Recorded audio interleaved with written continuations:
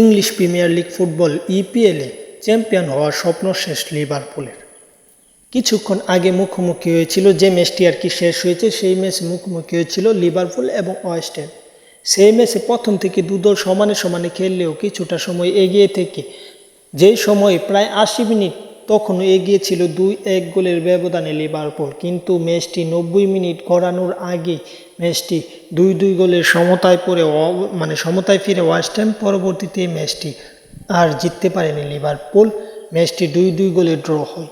এই ড্রয়ের মাধ্যমে West Ham আছে পয়েন্ট টেবিলের ৮ নম্বরে। অপরদিকে স্বপ্ন শেষ হয়ে গেছে লিভারপুলের, কারণ লিভারপুলের অবস্থা বাজে। লিভারপুল এই ম্যাচটি ড্র করার মাধ্যমে অলরেডি ৩৫টি ম্যাচ খেলেছে, ৩৫ ম্যাচ খেলে তাদের পয়েন্ট ৭৫। অপরদিকে ৩৩টি ম্যাচ খেলে ম্যান সিটির পয়েন্ট ৭৬, তারা আছে ২ নম্বরে এবং লিভারপুল আছে ৭৫ পয়েন্ট নিয়ে ৩ নম্বর এবং ৭৭ পয়েন্ট নিয়ে, এবং পাশাপাশি ৩৪ ম্যাচ খেলে শীর্ষে আছে আর্সেনাল। সব কিছু মিলিয়ে চ্যাম্পিয়ন হওয়ার স্বপ্ন শেষই বলা যায়। আর কয়েকটা ম্যাচ আছে মাত্র, সেই ম্যাচগুলো অবশ্যই সবাইকে জিততে হবে। যদি অন্য কেউ আর্সেনাল কিংবা ম্যান সিটি হারিয়ে যায় তাহলে হয়তো একটু সুযোগ থাকবে।